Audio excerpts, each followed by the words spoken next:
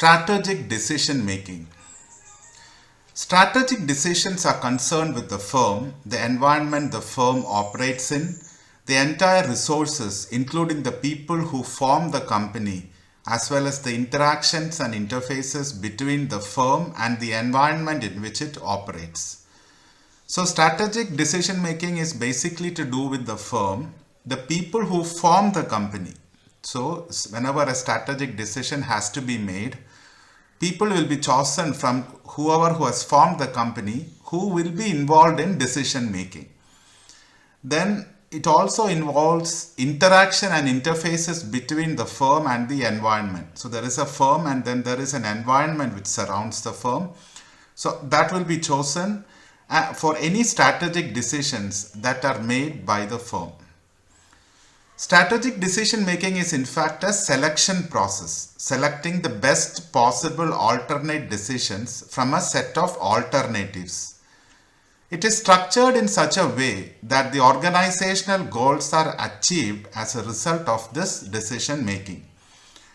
To the most part, it is a mental process and emerges from a thorough and thoughtful conviction with a considerate frame of mind.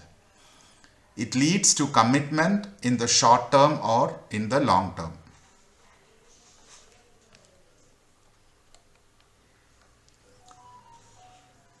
The following features are marked well for strategic decision making.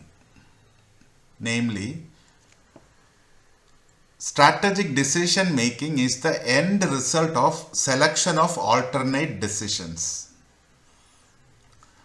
The process of strategic decision emerges from a list of fulfilled deliberations and staunch reasoning of facts. Strategic decision making is the end result of rational thinking, proper thinking, rational thinking, resulting from connecting related impulses and factors, and emerges from human brain's ultimate power to learn and remember many complex factors and features.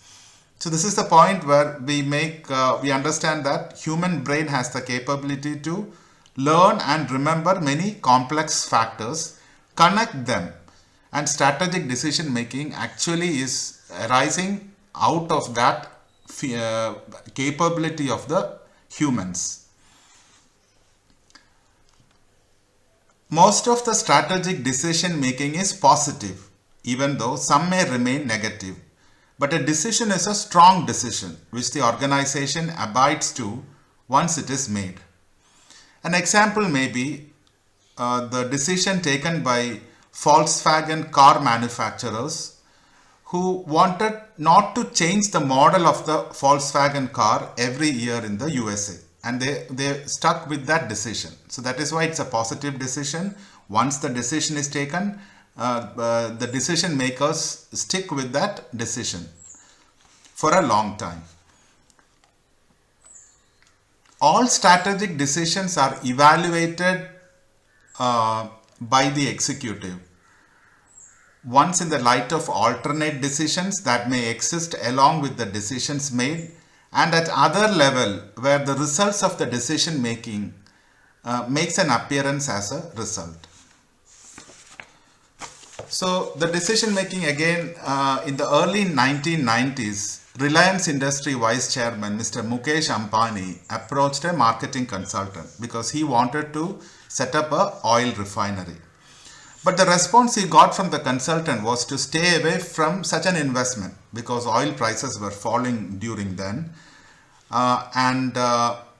it was not a profitable business. Actually, setting up an oil refinery was not profitable because nobody earned more than 6% on capital employed. However, Mukesh Ambani, in spite of the advice he got, went ahead with his decision to set up an oil refinery at Jamnagar. And today now it is worth 540,000 barrels of refining per day. And he has also ventured or acquired Indian Petrochemical Corporation, another petrochemical giant in the same industry. So the moral of the story is, if one is confident while making a decision or in the decision making process, one has made and it sticks with it, the success will follow suit against all the odds. There is also a thing that business environment is not always certain. So every strategic decision made has an element of uncertainty. That is what we'll see next.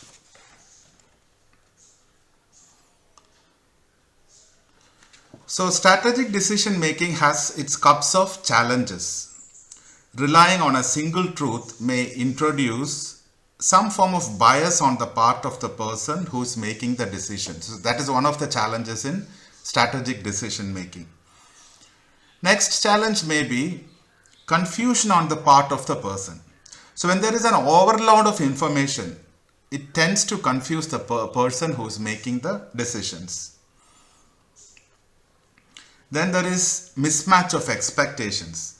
So expectation of outcome sometimes are not in the level of outcome the decision maker expects. And then there is misidentifying the problem.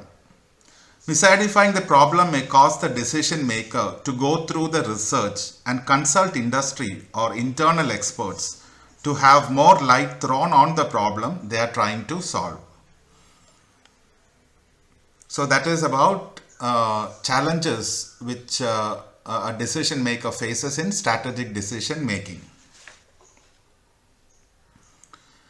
Now we'll take a look at the differences of strategic decision making from administrative decisions and operational decision.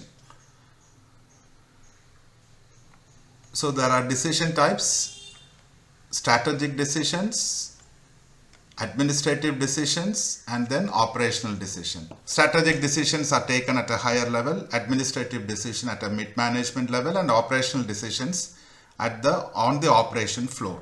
So we'll just see the differences between them. Strategic decisions deal with resource capabilities amidst threats and opportunities. It is normally taken at a higher level of management or in the top management. Normally it deals with change management initiatives run throughout the organization. That is strategic decisions. Now let us see what is administrative decisions.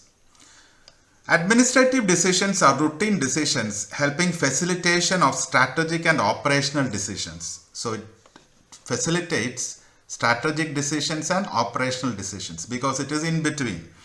It tends to a middle management function, usually short-term decisions, and relates in terms of the employee who work in an organization by taking care of the welfare of the employees. So that is administrative decisions.